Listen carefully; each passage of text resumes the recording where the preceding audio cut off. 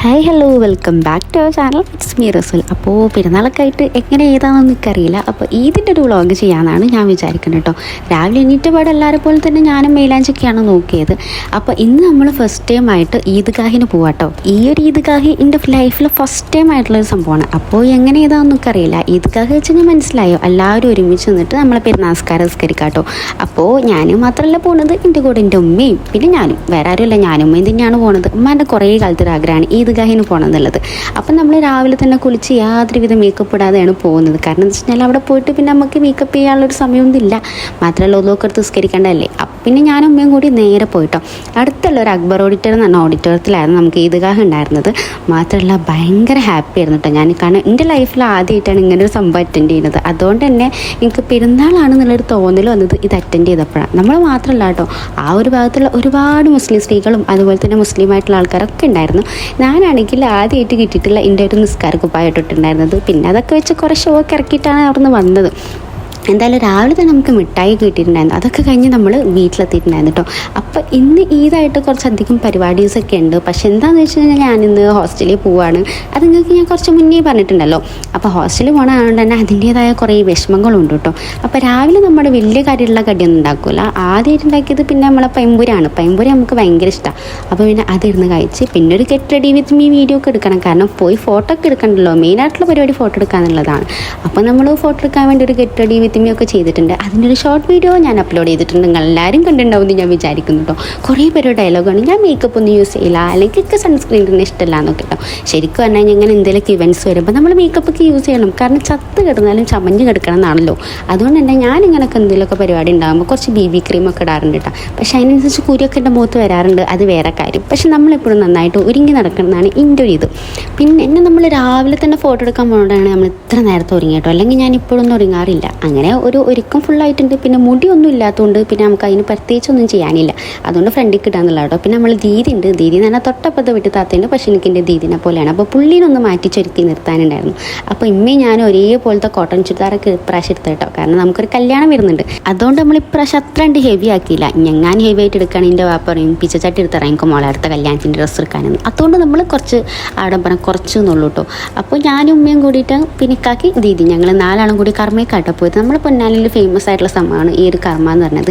പിന്നെ എൻ്റെ ഇക്കാക്ക് ഞാനിങ്ങനെ വീഡിയോ എടുക്കും. പിന്നെ കുറേ ട്രോളിനൊക്കെ ഉണ്ട്. മറ്റേ പാട്ടൊക്കെ പാടി തത്തബിയൊക്കെ പാട്ടൊക്കെ അതൊക്കെ പാടി. പിന്നെ യഹയൂ സമാവാറ്റി ആ പാട്ടൊക്കെ പാടി എന്നെ നന്നായിട്ട് ട്രോളുണ്ട് കേട്ടോ. ഞാനാണെങ്കിൽ ഒരു കണ്ണട കെട്ടിയിട്ട് അത് വെച്ച് അങ്ങോട്ട് ഷോ ഇറക്കുകയാണ്. കാരണം ഞങ്ങളങ്ങനെ ഇത്ര രാവിലെ ഒന്നും ഫോട്ടോ എടുക്കാൻ പോകാറില്ല. അപ്പം നമ്മൾ പോയത് കർമ്മയ്ക്കാട്ടോ. കർമ്മ എന്നുള്ള സ്ഥലം ചിലപ്പം നമ്മുടെ പൊന്നാനിയിൽ കുറേ പേർക്കൊക്കെ അറിയുന്നുണ്ടാവും. അല്ലാന്നുണ്ടെങ്കിൽ മലപ്പുറം സൈഡിലെ കുറേ പേർക്ക് അറിയുന്നുണ്ടാവും. പള്ളി കഴിഞ്ഞിട്ട് ഒരുമാതിരി എന്താ പറയുക പൂരത്തിന് ആൾക്കാർ ഇറക്കിയിട്ട പോലെയായിരുന്നു. അത് ജനങ്ങളായിരുന്നു. പിന്നെ നമ്മൾ സ്പോട്ട് നോക്കി അവസാനം ഒരു സ്ഥലത്ത് നമ്മൾ ഫോട്ടോ എടുത്തു. ഒറ്റ ഫോണുള്ള കണ്ട് നമുക്ക് ഫോട്ടോ എടുക്കാൻ അതിൻ്റെ വീഡിയോ എടുക്കാൻ. കാരണം എല്ലാവരും എൻ്റെ ഫോണിലാണ് ഫോട്ടോ എടുക്കും. ഞാനങ്ങനെ വീഡിയോ എടുക്കും.